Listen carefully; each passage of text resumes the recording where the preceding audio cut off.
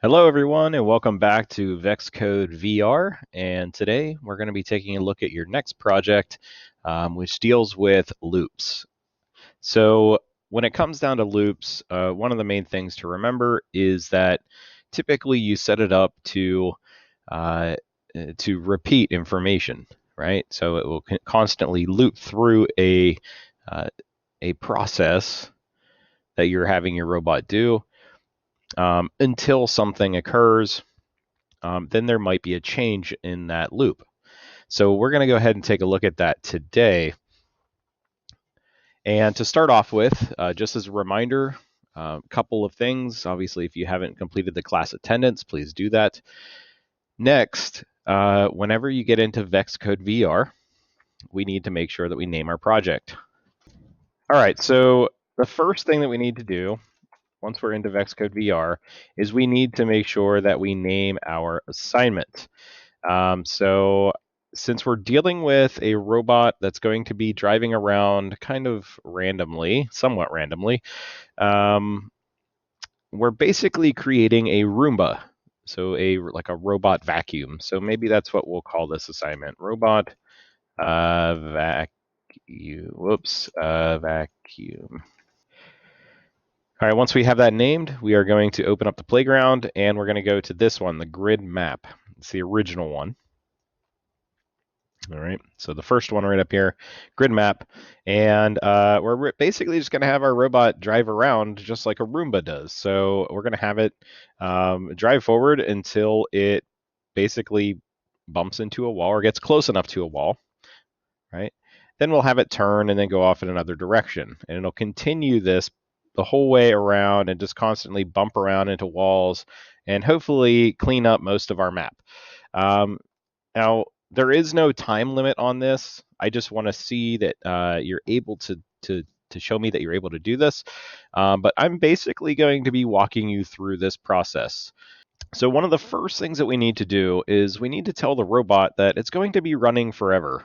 All right. So no matter what code we have to say, hey, you're going to repeat this loop constantly. All right. We're not going to teach it to drive back to its home base at any point in time, but at least for now, we'll get the idea in as to get the gist of what we want our robot to do, right? So when our robot is started, now we want this to repeat forever. So we're going to add in this forever loop.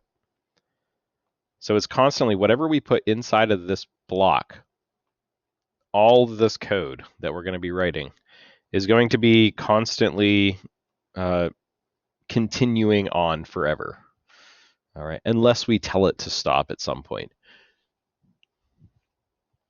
All right, so once we've done that, we want to set our drive velocity, just like we always do. And we will set that to 100%. We want it to move a little bit faster. We want it to turn at full speed as well. So we'll set our turn velocity to 100%. In addition to this, I also want to make sure that your robot is going to be drawing in the process. So we can actually see the path that it has taken. So we're actually going to be adding in, the robot pen. And we want to move the robot pen down. Just like you were to put your pen to your paper, you have to move your pen down. So we want it to move the robot pen down, and we want it to constantly draw as it drives. So we're just going to leave it down as it's driving. All right, next thing I would like you to do also, black is boring sometimes, so let's just change up the color, right? I don't know. I'll make it green. I like green. All right, moving into our loop. So basically, what we're going to be using in this case is an if then else. All right, so if something, like if something happens, then we tell it to do something. Else, if that something does not happen, right, then we tell it to do something else, right? If else. So if something happens, then do this, else do that kind of deal, right? That's basically how you read these. So we're going to plug that in right underneath. And then we want basically, so if something happens, right, we're basically saying, hey, if you come close to the wall or if you bump into the wall, then we want you to turn, right? Else, just go ahead and drive forward, right? So what we can do then, we actually need one of these different operators down here. It's a green section, and we need it to say if we have a specific distance from the wall. We're going to use the distance sensor on the robot itself, right? So as we move around, we have a distance sensor on the front, which tells us how far it is away. It tells the robot how far it is away from an object. In this case, it's going to be using the wall, right? So as the robot gets close to the wall, we can tell it, hey, stop. We would like you to turn now, and then go off in a different direction. So that's what we're actually going to be focusing on here. So if we get to a specific distance from the wall, and the way that we actually build this is we want it to be a distance of less than a certain amount. All right. And we can change this number at any point in time. You'll get to play around with that a little bit. So if now, this is where this is actually quite important because we don't want to type anything in here. We actually have another little bubble that gives us that information, and it's under our distance sensing section, which is under the sensing, the blue, light blue bubbles or blocks, right? So we have distance in millimeters or inches, right? We can actually change that between the two. I'm just going to leave it in millimeters. That's fine. Now, if you want it to bump into the wall, we can say, hey, if you basically get to, I wouldn't say 0. 0 is a terrible number to use. But you could have it pretty close. Say 10 millimeters is actually pretty small. More than likely, it's probably going to run into the wall, and it might throw off the turning degrees that we're going to assign it. So you can probably play around with that a little bit. We'll leave it at 50 for now. That's fine. But I recommend playing around with that number a little bit and see if you can get some different results, see what happens. Say if you turn that number way down versus turning it way up, right? Maybe 100 or 200 or even 300, and just see what happens. Okay, so we basically said if the distance is less than 50, so if you're closer than 50 millimeters, then we want you to turn, right? We want the robot to basically stop driving. But this is the tricky part, right? We haven't really told the robot to start driving in the first place. So what we can do, let's see if this works out. We're going to add in a drive forward. So right off the bat, we're saying, hey, go ahead and drive forward. And then if the distance is less than 50, if you come closer to the wall than 50 millimeters, we want you to stop driving. Just kind of stop where you're at. And then we want you to turn. Now you can have it turn left or you can have it turn right. It doesn't really matter. So we'll have it turn right. And 90 degrees is just going to be kind of boring. You could play around with that, see what happens. But in this case, I'm going to have it a little bit greater of a turn than 90 degrees, right? So maybe 150 degrees. It might be too much. I don't know. We'll give it a try. You can plug in just about any number, and you get different designs based on the number of degrees you tell it to turn. So we're just going to use that number. You can use a different one, like I said.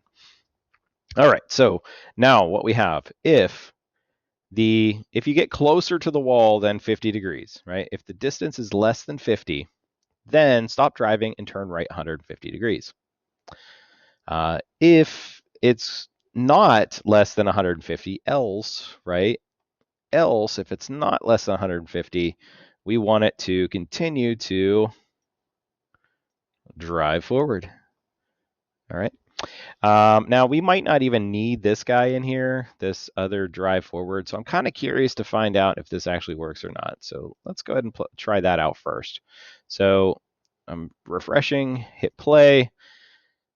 Yeah. So he is moving. He's on his way, and he turns 150 degrees after he gets within 50 millimeters of the wall. And you can tell that he does kind of run into the wall here and there, but he's continuing to move around, and he will do this forever. All right. Um, Now you can see right there, he was kind of at a weird angle and never really reached that sensor wasn't actually close enough to the wall. So he continued to drive forward all the way up until that sensor got to 50 millimeters, right? So yeah, again, happened here too, right? So that could actually throw off your pattern a little bit. Not a big deal.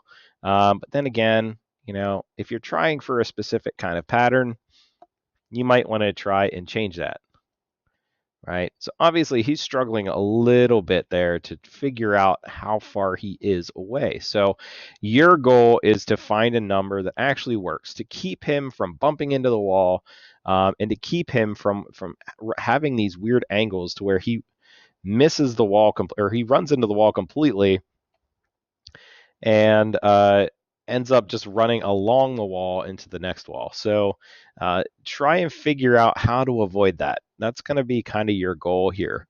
Obviously, we've kind of done the job. We have our automated robot that's constantly driving around a room.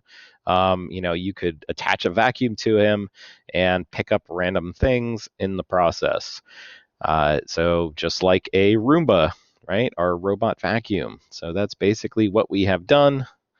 And all right, so that is your assignments. You guys can go ahead and start using this code, use these blocks, play around with the numbers a little bit, see what you can get, and see what kind of patterns you can design.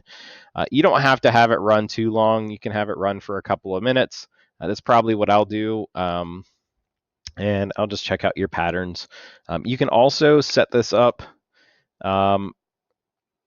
All right, so it looks like my guy got stuck there, was having trouble figuring out the less than 50 millimeters bit, and continued to drive forward until he flipped upside down. So this obviously isn't going to work. You want to avoid this. So again, you want to play around with that number again just a little bit, as well as your degrees number. All right. All right, so that's it. That is your assignment. Again, just running through this one more time. Please make sure that whenever you're done with your assignment and you have your code that you want, make sure that you send me the .var blocks file. So the file, you will have to make sure that you save it to your device. You should be able to go into your email and attach that file that you just saved to your email, or you can attach it right into Google Classroom as well. All right. So if you have any questions, please make sure you reach out to me, email me, let me know. And I guess that's all. Good luck. Have a great day. And we'll see you soon. All right. Bye.